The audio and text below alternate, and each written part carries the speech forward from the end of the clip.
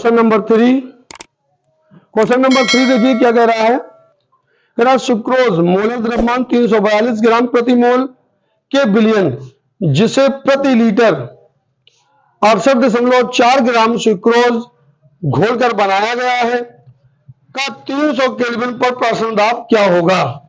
ठीक है, का 300 केल्विन पर प्राशन दाब क्या होगा। तो जरा देखिएगा, इसके सबसे पहले जो दिए हुए मान है उसको हम बाहर निकाल लेते हैं, उसको नोट कर लेते हैं। तो इसमें दिया हुआ है 300 केल्विन मान। पहले उसने दिया हुआ है सुक्रोज मोलर द्रव्यमान 342। मोलर द्रव्यमान मीन्स होता है सुक्रोज। सुक्रोज का मतलब होता है चीनी। इसका अणु सूत्र जो होता है इसका C12H22O11 होता है। चूंकि उसने डायरेक्ट हमें उसका अणु भार दिया हुआ है तो हम यहां पर अणु भार M बराबर 342 लिख देते हैं। ठीक है, सुक्रोज का अणु भार हो गया। उसके बाद उसने हमको दिया हुआ है बिलियन, जिसे प्रति लीटर क्या कह रहा है, यहां पर थोड़ा बहुत ध्यान देना है कि प्रति लीटर, प्रति माने 1 लीटर, यानी ये आयतन है V बराबर 1 लीटर। प्रति लीटर 68.6 ग्राम सुक्रोज घोलकर 68.6 ग्राम 4 ग्राम 68.4 ग्राम। तो ये घोला जा रहा है। जो घोला जाता है वह विलय होता है, और विलय मैंने आपको स्टार्ट में बताया था कि विलय के भार को हम स्मॉल w से तो 68.4 ग्राम इतना पदार्थ घोला गया है। उसके बाद स्मॉल w की वैल्यू निकाल दी है तो मैं कह रहा 300 केल्विन पर टेम्परेचर उसने दिया हुआ है T इक्वल 300 केल्विन, ये उसने उसका टेम्परेचर दिया। आगे सवाल को पढ़ लेते हैं थोड़ा और। कह रहा 300 केल्विन पर, 300 केल्विन पर परासरण दाब 300 केल्विन पर परासरण दाब क्या होगा। परासरण दाब क्या होगा माने पाई इक्वल क्वेश्चन। इतनी वैल्यू आपसे पूछ रहा है और बिलियन स्थिरांक का इस न्यूमेरिकल में मान नहीं दिया गया। तो बिलियन स्थिरांक का मान मैंने आपसे बताया था निश्चित होता है। तो यहां पर R इक्वल हम ले सकते हैं 0.0821 मात्रक मैंने बताया था, लीटर वायुमंडल प्रति डिग्री प्रति मोल। ठीक है, इसका मात्रक क्या होगा, लीटर वायुमंडल प्रति डिग्री प्रति मोल। ठीक है, अब इसके प्राशन दाब को फाइंड आउट करते हैं। तो इसके लिए फार्मूला यूज करेंगे, pi equal WRT upon M into V। देखिए सारे मान हमको पता है, W का मान पता है, R का मान पता है, T का मान पता है, M का मान पता है और V का मान पता है। ठीक है, अब इन सारे मानों को इस फार्मूले में पुट कर देंगे। तो यहां पर हो जाएगा W की वैल्यू कितनी है 68.4 गुणा R की वैल्यू कितनी है 0.0821 इंटू T, कैपिटल T की वैल्यू 300 बटे M की वैल्यू 342 इंटू V का मान 1 लीटर है। अब इनका मल्टीप्लाई करने पर इसका होगा 1684.92। इनका जब हम देखिए 68.4 गुणा 0.0821 गुणा 300 का आपस में गुणा करेंगे तो इतना आएगा। फिर इसके अपॉन 342 का गुणा 1 में 342 से कम 342। ठीक है, अब 342 से हम इसको डिवाइड करेंगे। तो जब 342 से हम इसको भाग देंगे तो 342 से भाग देने पर कितना आएगा 4.92 वायुमंडल। चौथा नंबर कह रहा है एक जलीय विलयन जिसमें 1.75 ग्राम सुक्रोज। ठीक है, एक जलीय विलयन जिसमें 1.75 ग्राम सुक्रोज 150 मिलीलीटर में घुली हो तो प्राशन दाब 17 डिग्री सेल्सियस पर निकालिए। तो प्राशन दाब 17 डिग्री सेल्सियस पर निकालिए। तो चलो देख लेते हैं, ये आपने न्यूमेरिकल अभी पढ़ा तो इसमें देखते हैं, इसके वैल्यू को फाइंड आउट कर लेते हैं। इसमें क्या क्या दिया है उसको हम लिख लेते हैं। उसने दिया क्या है, गिवन क्या दिया है उसने हमको, कह रहा एक जेली विलियन में जिसमें 1.75 ग्राम सुक्रोज, यानी सुक्रोज जो है एक विलेय पदार्थ है, तो विलेय पदार्थ यानी स्मॉल डब्ल्यू बराबर 1.75 ग्राम, ठीक है। 1.75 ग्राम सुक्रोज को 150 मिलीलीटर में घोला गया है। 150 मिलीलीटर, तो मिलीलीटर का मतलब है कि विलियन का आयतन दिया हुआ है, तो हम लिख सकते हैं V इक्वल 150 मिलीलीटर। इसको हम लीटर में कन्वर्ट करेंगे, तो मिलीलीटर को लीटर में कन्वर्ट करने के लिए हम इसमें 1000 से इसको डिवाइड करेंगे। तो जब हम 1000 से डिवाइड करेंगे तो इसका आ जाएगा 0.15 लीटर, 0.15 लीटर। अब आगे देखते हैं, कह रहा 17 डिग्री सेल्सियस पर, तो यहां पर 17 डिग्री, तो capital T equal 17 degree Celsius. अब इसको हम केल्विन में चेंज करेंगे, तो 17 प्लस 273, तो इनको ऐड करते हैं, तो ये 7 3 10 की 0, 7 और 1 8 और एक हासिल का 9 और 2 290 केल्विन हो जाएगा, ठीक है। अब देख लीजिए बिलियन स्थिरांक उसने हमको इस न्यूमेरिकल में नहीं दिया हुआ है, तो बिलियन स्थिरांक मैंने आपसे बताया था कि बिलियन स्थिरांक की वैल्यू निश्चित होती है। तो आप यहां लिख सकते हैं R इक्वल 0.0898221, ठीक है, और इसका मात्रक होता है लीटर वायुमंडल प्रति डिग्री प्रति मोल, ठीक है। तो इसका क्या होता है, मात्रक। अब देखिए हमसे पूछ क्या रहा है, परासरण दाब। तो यहां पर देखिए परासरण दाब पाई इक्वल क्वेश्चन मार्क। तो चलिए मैं देखता हूं कि देखते हैं इसका आंसर कितना आता है। तो इसके लिए फॉर्मूला हमारे पास होगा pi equal WRT upon M into V, M into V। अब देखिए यहां पर उसने जो हमें सुक्रोज दिया हुआ है इस न्यूमेरिकल में, लेकिन इसका अणुभार नहीं दिया है। यहां पर M की वैल्यू हमें फाइंड आउट करना पड़ेगी, तो हम यहां पे चलो लिख देते हैं, समीकरण नंबर 1 मान लेते हैं। तो सुक्रोज का सूत्र होता है, यहां पर इसको M इक्वल, सुक्रोज का सूत्र होता है C12H22O11, ठीक है। तो O11, अब इसको हम फाइंड आउट करते हैं कैसे निकलेगा इसका अणुभार। तो देखिए किसी भी पदार्थ का अणुभार ज्ञात करने के लिए सबसे पहले आपको दिए हुए अणुसूत्र में उन परमाणुओं के परमाणु भार पता होना चाहिए। जैसे यहाँ पे कार्बन है, कार्बन कितने हैं 12, तो कार्बन का परमाणु भार 12 होता है, और 12 ही कार्बन है तो गुणा 12 कर देंगे, प्लस हाइड्रोजन का परमाणु भार 1 होता है, 22 हाइड्रोजन है तो गुणा 22 कर देंगे, प्लस ऑक्सीजन का परमाणु भार 16 होता है, ऑक्सीजन कितने हैं 11, तो 11 कर देंगे। यहां पर 12 गुणा 12 में करेंगे तो 144 हो जाएगा, प्लस 22 एकम 22 कर देंगे, प्लस अब 16 का गुणा 11 में करेंगे तो यहां पर कितना होगा 16 एकम 16, 16 एकम 16, 176, ठीक है। अब इनको हम ऐड कर देंगे तो 342, ठीक, इनको सबको हम ऐड कर देंगे तो 342 हो गया। तो देखिए मैंने सुक्रोज का अणुभार, कभी कभी न्यूमेरिकल में वो अणुभार नहीं देता है, तो इस तरीके से आप क्या करते हैं उसके अणुभार को फाइंड आउट कर लेते हैं।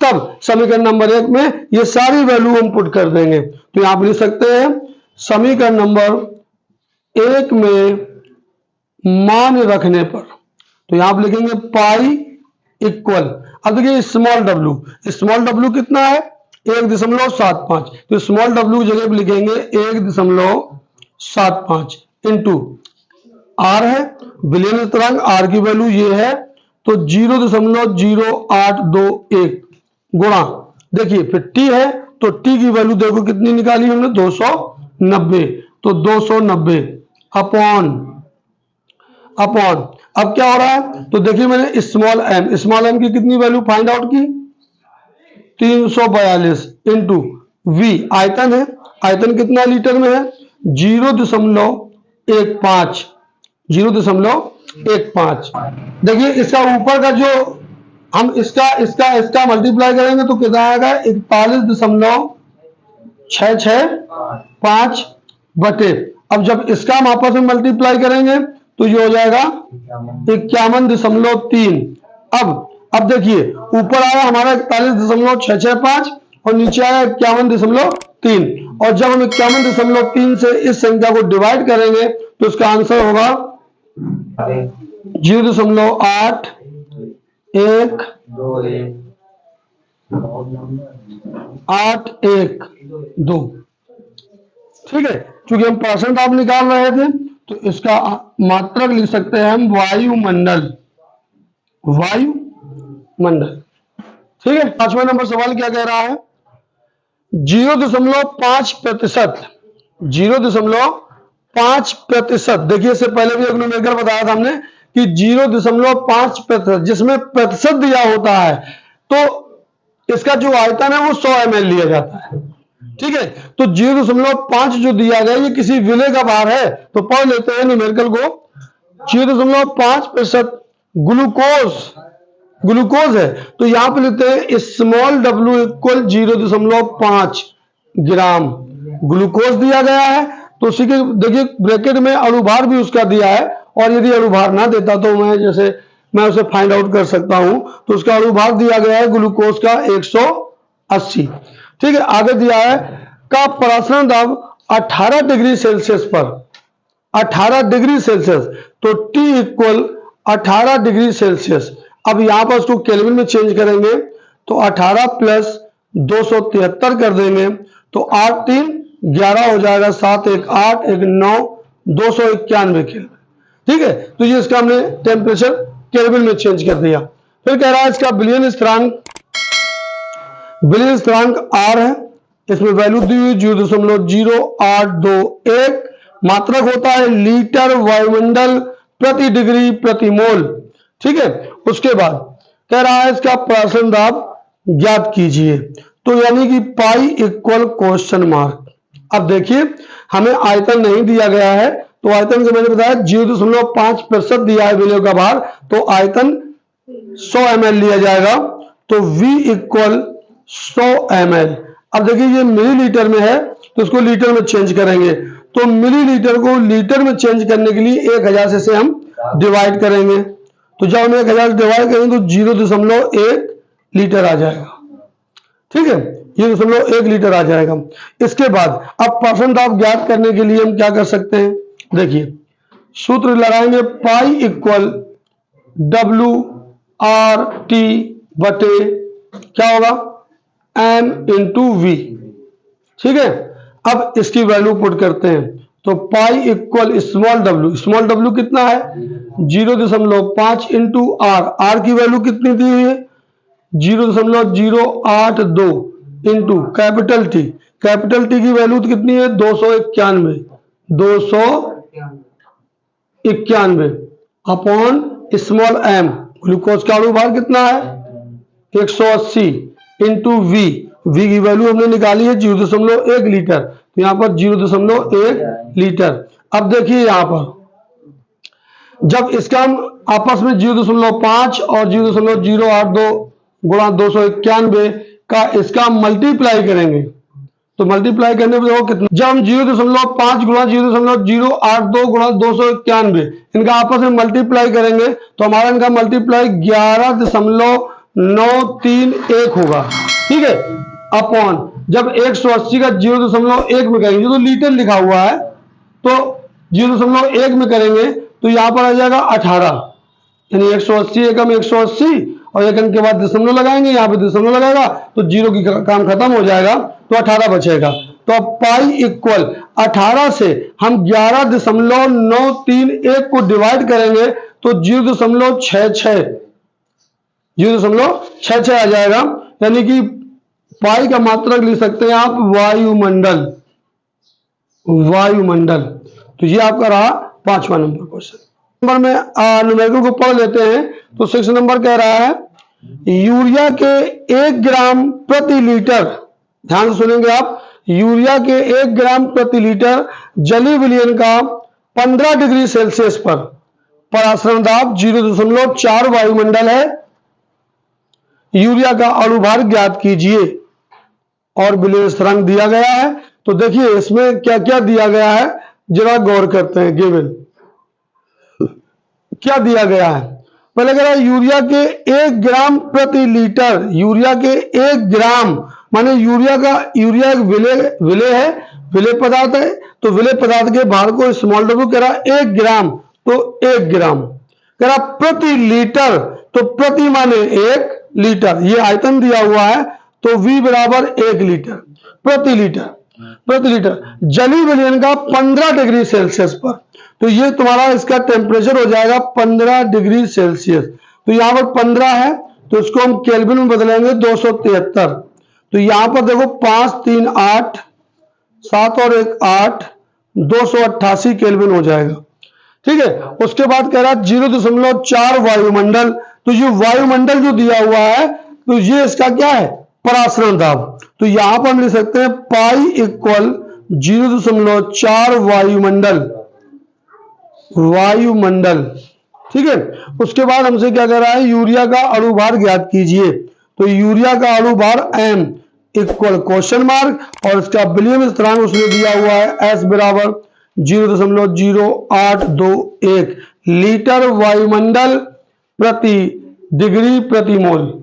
ठीक है, तो इस तरीके से हमने जितनी भी वैल्यू उसने दी थी, हमने इसमें सारी नोट कर ली है। अब इसके लिए फार्मूला हम इस्तेमाल करते हैं। क्या फार्मूला लगता है यहां पर, जरा देखिए। हमारे पास फार्मूला क्या था, pi equal small W R T बटे एम इंटू वी। हमें फाइंड आउट क्या करना है, अणु भार m।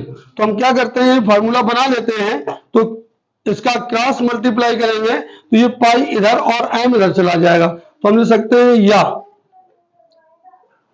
m बराबर स्मॉल डब्ल्यू आर टी।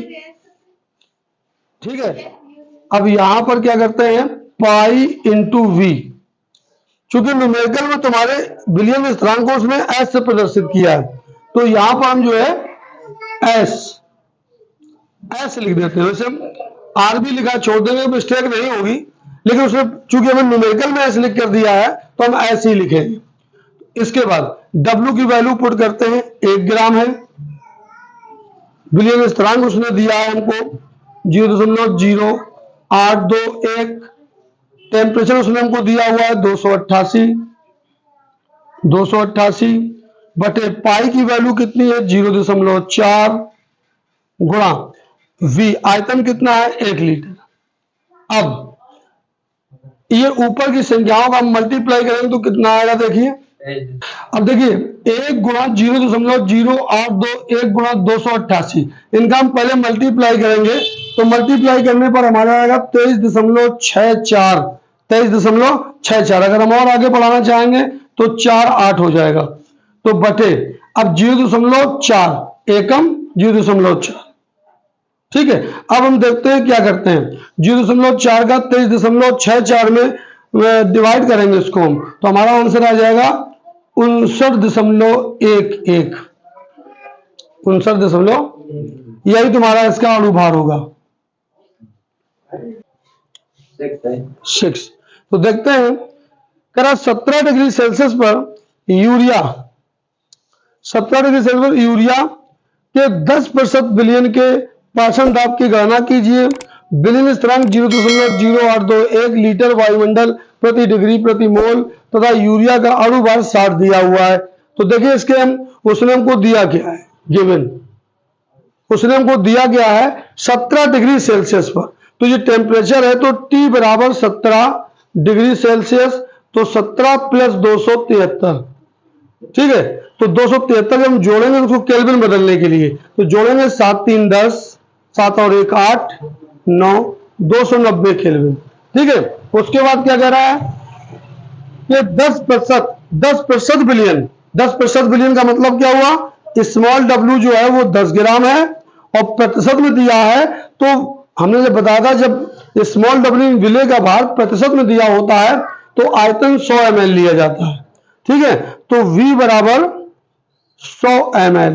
अब मिलीलीटर है तो उसको लीटर में बदलेंगे, तो 100 बटे 1000, तो 1000 इसको डिवाइड करेंगे तो 0.1 लीटर हो जाएगा। उसके बाद उसने न्यूमेरिकल में दिया हुआ है कि आप प्रश्न दाब की गणना कीजिए, तो प्रश्न दाब यानी पाई इक्वल क्वेश्चन मार्क। उसके बाद उसने कहा हुआ है कि बिलियन स्थिरांक जो दिया है उसने हमको दिया है, हम यहाँ पे थोड़ा सा नोट कर लेते हैं इधर, चलो ठीक है। बिलियन स्थिरांक R बराबर 0.0821 और यूरिया का अणुभार दिया है उसने 60, यूरिया का अणुभार 60। इसके बाद अब देखते हैं इसके प्रश्न दाब को कैसे फाइंड आउट करते हैं। तो आपको फार्मूला पहले से पता है, एक ही फार्मूले से सारे न्यूमेरिकल प्रश्न दाब के लग रहे हैं। तो पाई इक्वल क्या होगा, WRT बटे M इंटू वी। तो पाई इक्वल W की वैल्यू देखो कितनी है 10, R की 0.0821 गुणा T की वैल्यू देखो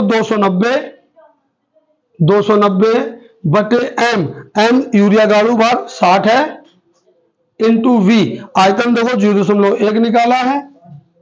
अब पाई इक्वल, अब यहां पर देखिए इनका आपस में मल्टीप्लाई करना है, तो मल्टीप्लाई कर लेते हैं, हम ही कर ले, मोबाइल उसका हैंग कर रहा है। 10 गुणा 0.0821 गुणा 290 डिवाइड 60 एकम 60 6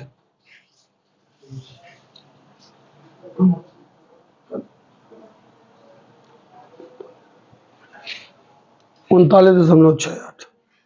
आंसर में करें तो कभी नहीं निकलता भैया। तो देखिए मैंने जब 10 0.0821 गुणा 290 आपस में इनका जब मल्टीप्लाई करेंगे तो हमारे पास आएगा 238.09, 238.09 बटे, अब 60 का गुणा एक में 60 एकम 60, 60 एकम, यहाँ पे एक अंक के बाद दशमलव है तो यहाँ पे एक अंक के बाद दशमलव लगाएंगे तो मेरे पास सिर्फ 6 बचेगा। तो जब हम 6 इसमें बचेगा तो देखिएगा अब इस 6 से हम इसमें डिवाइड करेंगे, 6 का भाग इस संख्या में देंगे, तो 6 का भाग इस संख्या में देंगे तो हमारे पास आएगा 39.68 वायुमंडल। ठीक, इसी के साथ आपके प्रश्न दाब के न्यूमेरिकल समाप्त होते हैं। नेक्स्ट वीडियो में हम आपको राउल्ट के नियम से संबंधित कुछ न्यूमेरिकल बताएंगे।